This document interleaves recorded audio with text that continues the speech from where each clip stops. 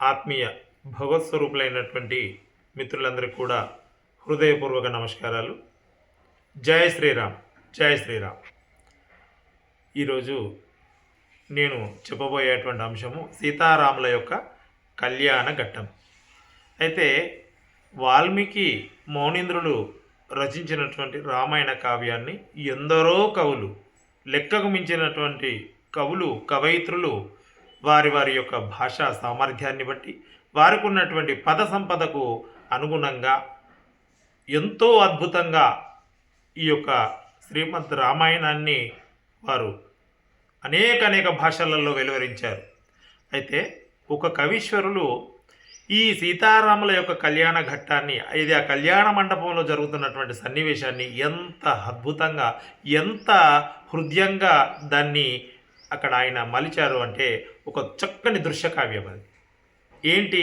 సీతారాముల కళ్యాణం జరుగుతున్న సందర్భంలో సీతాదేవి ఆ యొక్క వరమాలని ఇది శ్రీరామచంద్రుని యొక్క మెడలో వేయబోతూ ఆగినది అని అంటాడు. మరి ఎందుకు ఆగిందయ్యా ఆవిడ అనంటే, ఆవిడ చేతికి మణులు, మాణిక్యాలు, వజ్రాలు, గోమేదకాలు, పుష్యరాగాలు తదితరులైనటువంటి నవరత్నాలతో పొదగబడినటువంటి ఈ యొక్క గాజులు ఉండడం చేత, కంకణాలు ఉండడం చేత ఒక మణిలో ఆ శ్రీరామచంద్రుని యొక్క ముఖార విందము అందులో ప్రతిబింబిస్తూ ఉంటే ఆమె అనుకోకుండా ఆ యొక్క ముఖాన్ని చూసి ఆమె ఆ మాల వేయాలి అనేటువంటి పనిని మరిచిపోయింది. అంటే శ్రీరామచంద్రుని యొక్క ముఖాన్ని చూడగానే ఆ అందానికి ఆమె వశమైపోయి తాను ఏం చేస్తున్నదో కూడా మరిచిపోయింది అని అంటే శ్రీరామచంద్రుని యొక్క ముఖము అంత అందంగా ఉంది అంటే చూసి ఒక తన్మయత్వంలో తాను చేస్తున్న పనిని ఆవిడ మరిచిపోయింది అనేటువంటి ఒక భావ వ్యక్తీకరణ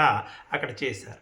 రెండవది, సీతాదేవి కావాల్సుకొనే ఆ చేయి కదిలించడం లేదు. ఎందుకు అనంటే, ఏమాత్రం ఈ చేయి కదిలించిన ఇంతటి దివ్య స్వరూపాన్ని, ఇంతటి దివ్యమంగళ స్వరూపాన్ని, ఈ యొక్క అద్భుతమైనటువంటి ముఖాన్ని నేను చూసే భాగ్యాన్ని ఎక్కడా కోల్పోతానో అని చెప్పి ఆవిడ అలాగే కదలకుండా ఉండిపోయింది అని రెండవ యొక్క ఆలోచనను మనకడ కవీశ్వరులు వ్యక్తపరుస్తారు. ఇక మూడవది ఏమంటాడా, మరి ఆ శ్రీరామచంద్రుడు అప్పుడు సీతాదేవిని చూసి, అయ్యో మరి రాముడు ఏమనుకుంటున్నాడు, సహజంగా సీత కొరుసగా ఉంది, రాముడు ఆజానుబాహుడు కనుక, ఓహో సీతాదేవికి నేను అందడం లేదు, నా యొక్క కంఠము ఆమెకు అందడం లేదు కనుక మాల వేయడానికి ఇబ్బందిగా ఆమె అనుకుంటుందేమో, ఇబ్బంది పడుతుందేమో అని రాముడు అనుకొని అప్పుడు ఏం చేశాడయ్యా రాముడు అనంటే, తను అనుకున్నాడు ఎలా, ఈ యొక్క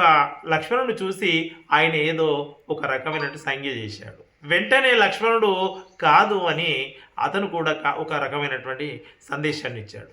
ఈ ఇద్దరిని చూసినటువంటి వశిష్ఠుడు అప్పుడు లక్ష్మణుడిని అడిగాడు, ఏమయ్యా మీ అన్నగారు నీకు ఏమని సైగ చేశారు, నీవేమో కాదని సైగ చేస్తున్నావు, అసలు మీ ఇద్దరి యొక్క అంతరార్థం ఏమిటి అని చెప్పి అడిగినప్పుడు అప్పుడు లక్ష్మణుడు చెప్పిన సమాధానం ఏమిటి అని అంటే, గురువు గారు ఏమీ లేదు, మా అన్నగారు అంటున్నాడు సీత కురుసగా ఉంది కనుక నేను చాలా పొడవుగా ఉన్నాను కనుక తనకు మాల వేయడం ఇబ్బందిగా ఉంది లక్ష్మణ, ఆ సీత ఉన్న వైపు కాస్త భూమిని లేపవయ్యా అన్నాడు.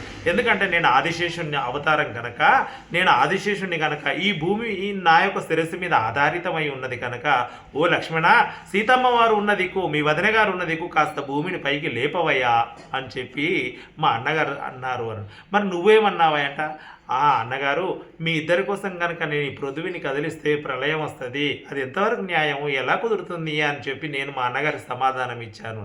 సరేనయ్యా, మరి నీవేమో ఆమె ఉన్న వైపు భూమిని లేపవాయే, మరి ఆమెనేమో మాల వేయడానికి ఇబ్బంది పడుతూ ఉన్నది, మరి రాముడు మరి వేయించుకోవడానికి అని అంటే అక్కడ ఏమంటున్నాడు, రాముడు క్షత్రియ పురుషుడు కనుక, ఆయన మహానుభావుడు కనుక, పురుషోత్తముడు కనుక ఒక స్త్రీ ముందు, ఇంతమంది ముందు తల వంచి మాల వేయించుకోవడం పరిపాటి కాదు, మరి అది కూడా పోనీ సీతమ్మ వారితో మాల వేయించుకోవడానికి రాముడు వంగుదామని అనుకున్నా ఓ స్త్రీ ముందు, అందరి ముందు తల వంచడము అది ఎంతవరకు న్యాయము, అందుకే రాముడు తల వంచలేడు, సీత మాల వేయడం ఎలా అని చెప్పి వశిష్ఠుడు అనగానే వెంటనే ఈ యొక్క లక్ష్మణుడు వెళ్ళి ఆ శ్రీరామచంద్రుని యొక్క పాదాలకు నమస్కారం చేశాడు. వెంటనే రాముడు లక్ష్మణుని లేపడానికి కిందికి వంగుతాడు. అలా వంగినటువంటి రామునికి సీత మాల వేసినది అని అంటాడు. అంటే రాముడు వంగగానే ఆ రత్నంలో ఉన్నటువంటి ముఖము ఎప్పుడైతే అది పక్కకు తొలిగిపోయిందో అప్పుడు వాస్తవ స్థితికి వచ్చింది సీత అనేది ఒక అర్థము. రెండవది ఏమిటి అని అంటే ఇక ఈ రకంగా ఆవిడ ఆ రాముడికి మాల వేసింది అనేటువంటిది రెండో అర్థం. ఏదైతేనేమి ఇంత హృదయంగా, ఇంత అందంగా, ఇంత ఒక మనోహరంగా, ఇంత అద్భుతంగా వర్ణించిన ఆ కవి సర్వదా అభినందనీయుడు, ప్రాతస్మరణీయుడు. అందరికీ ధన్యవాదాలు. జై శ్రీరామ్.